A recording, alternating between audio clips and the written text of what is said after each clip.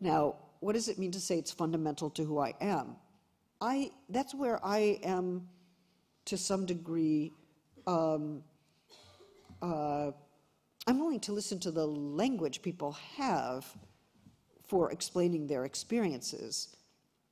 What I understand it to mean is that here is a sense of who I am that is so deep in me that if I must deny this, life as I know it is unlivable. Now, some people will say, oh, that means it's essential. That means it's true. That means your gender is not constructed. It's like, well, I don't know. How do any of us come to have that firm sense of gender?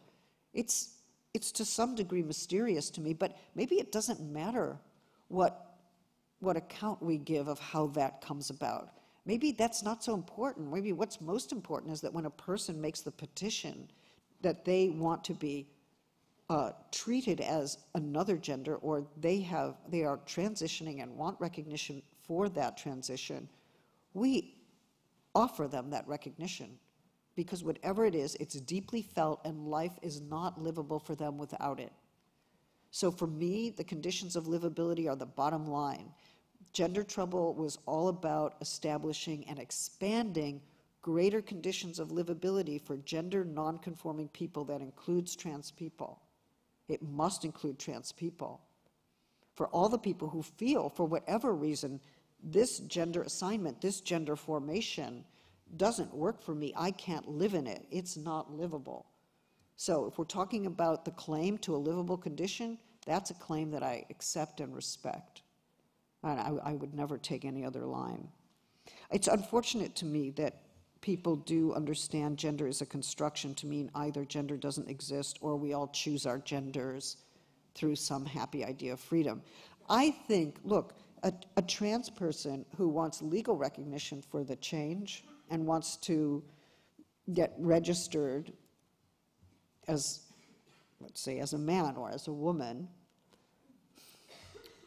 I think that we would agree that that person ought to have the political freedom to lay claim to that change in a court of law. In other words, they ought to be able to exercise gender freedom in the precise sense that they are free to go to a court of law and get that change. And it is not just and it is not right if they cannot go to a court of law to get that change, and if a court of law refuses to recognize them, or if a medical establishment refuses to recognize them. So they're laying claim to a certain freedom, even though what they are feeling is so fundamental. They certainly don't feel like they chose the feeling. They didn't choose this condition of livable life, which is what is driving them. But they do choose to come forward in public, to the law, to the medical world, to the psychiatric world, to religious establishments, and say, I deserve full recognition, and anything less is not acceptable. So at a political level, it is an exercise of freedom, and it is one that I accept and that I affirm. Anyway, I hope that's clarifying. I'm rather unambiguous in my view there. I don't know if we can go on. Okay, maybe we're done. You want to rest a little bit? Okay. I don't know. Okay. Are we at the end here? Okay. No, you just tell me. Yes, I don't know. I think there's just one more question. Should we take one more question? And then can we finish? Yeah. Okay.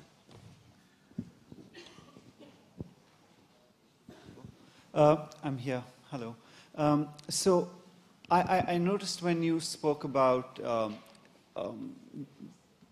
the right of sex work, there was a silence on surrogacy, and I was wondering if you could maybe elaborate on that. And I'd just like to tie it in as well, is while we may recognize political rights for persons, political rights for persons to demand or to be recognized in the body they feel that best represents them. Very often, this consequent changes, the lifestyle, let's say the medical changes that would be required, are unavailable to persons outside of a certain sphere in the globe, right? So there's one, and this could be, and this perhaps gets a larger dimension when we're talking about surrogacy, where very often surrogacy is used by persons in the North, and they contract the womb of a woman in the South, right? So I was wondering if you could, I know I'm being a little incoherent, but if you could maybe tie these ideas together.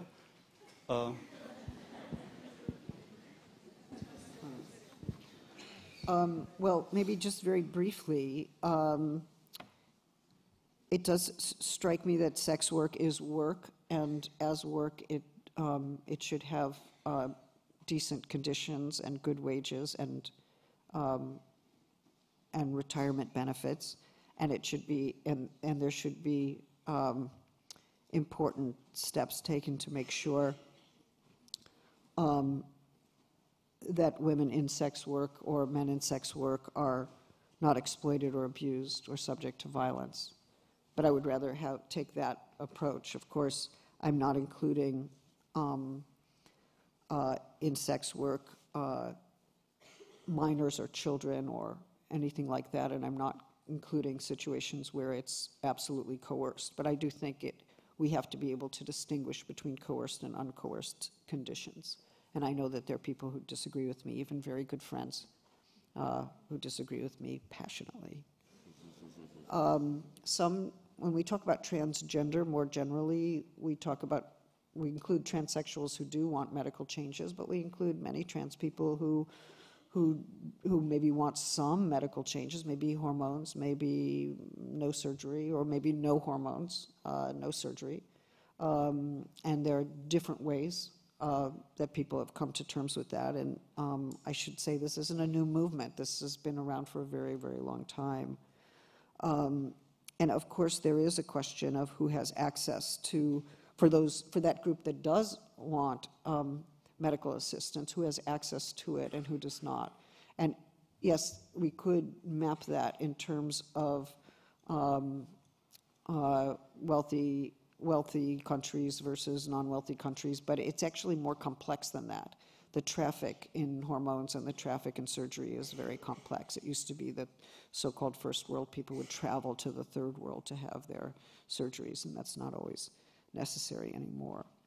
Surrogacy is a very complex topic. While it is true that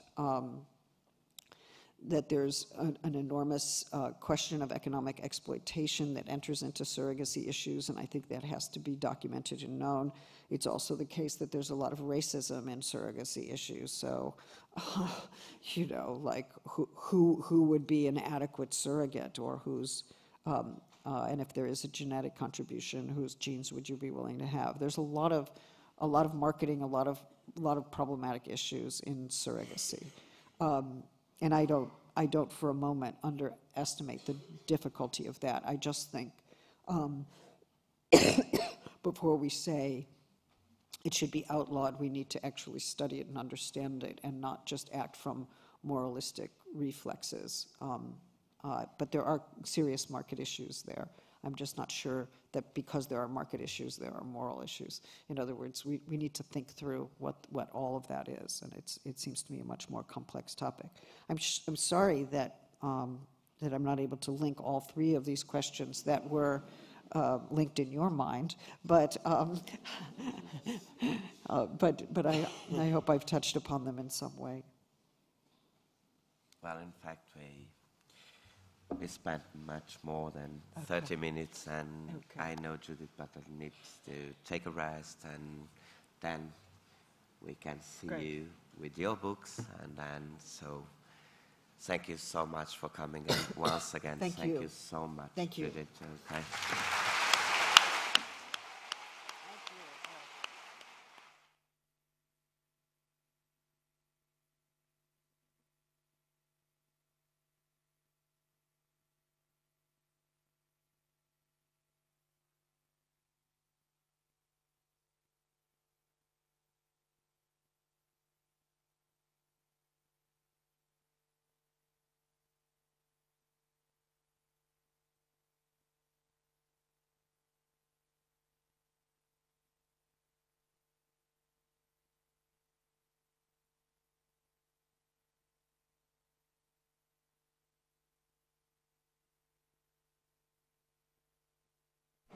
Yes.